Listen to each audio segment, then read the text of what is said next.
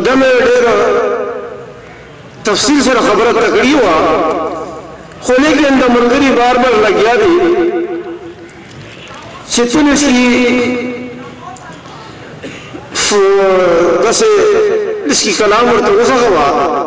خو موږ خو اوس ویل نه ده اکثر د مو نعتیه کلام و نظمینه دا نطفنون یې ویایي ایف ایم نه ویل شي خو لکه زه د یو د دغه پروفیسر حضرات په مخ او د سټوډنټ په مخ د یو شی د کوي هغه تاسو سوچ خپل په کوي چې دا غلط ده که غزل ده که حمد ده که څه ده که څه ده د اسمان سترګې لیدې شي د اسمان سترګې لیدې شي ساجب قتل کړي د اسمان سترګې لیدې شي ساجب قتل کړي په کتو کې اثر دا خوشیګانو ورول کړي او خپلې سترګې څه ورکړې څومره زیاتې قیمتي دي خپلې سترګې څه ورکړې څومره زیاتې قیمتي دي هغه دې نه څومره زیات وي چې بل چا ته ورکول کړي و اسمان راشي په موجونو هر یو موج یې اثرمن شي اسمان راشي په موجونو هر یو موج یې اثرمن شي ځمکه هم له دې موجونو ویښه شي او ویښول کړي و اسمان وخاندي په شپه کې سپین غاښونه یې ښکاره شي اسمان وخاندي په شپه کې سپین غاښونه یې ښکاره شي ځمکه هم له سپین سبا نه تر مخامه خندګل کړي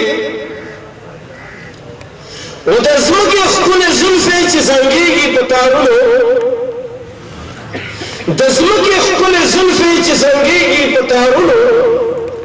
د اسمان ښکلي ګلونه په دې زلفو کې ټومبل کړي وایي څه پیدا دي داسې زړه هر طرف ته سوچ پکار وه څه پیدا دي داسې زړه هر طرف ته سوچ پکار وه موږ ته ډېر خلک غفل دي بس له ځانه جوړول کړي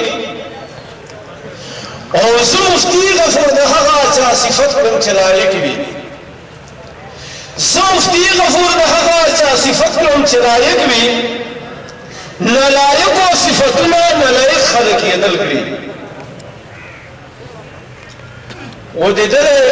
پروګرام په شکل چې سبو باندې دا یو شای جوړ کړي چې کله خلاص کړلو ما د خیال کتاب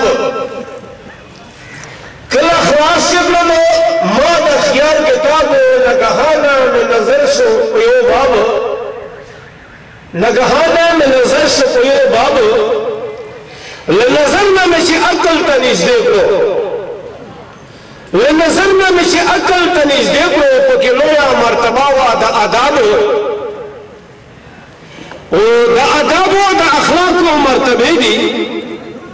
د آدابو د اخلاقو مرتبې دي لمکان کې ملاقات وکړو جناب او که جنان دی که جنون دی که جنین دی که جنان دی که جنین که جنان دی که جنون دی که جنین دی او که جنت دی که جنت دی که جنت دی یا اسباب که جنان دی که جنون دی که جنین دی او که جنت دی که جنت دی که جنت دی اسباب و صدا نیم با ادب یم مفاکر یم صدا نیم با ادب یم مفاکر یم و یم چې خلق ورته ګرځېږم په حساب و هغه خلق چې وختونو نشانه وي هغه خلق چې وختونو نشانه وي په ظاهر ښکاري الله دا التهاب و ناشنا د اشنایي سره متل شي ناشنا د اشنایي سره متل شي ولخیس یې رڼا ختم کړي آفتاب ناشنا د اشنایي سره متل شي ولخیس یې رڼا ختم کړي آفتاب و ادب تقاضا چې یار حسین و ادب تقاضا چې یار حسین سرخي واخیسته له مخ نه ګلاب او دربابو د سرنا کله مزه کا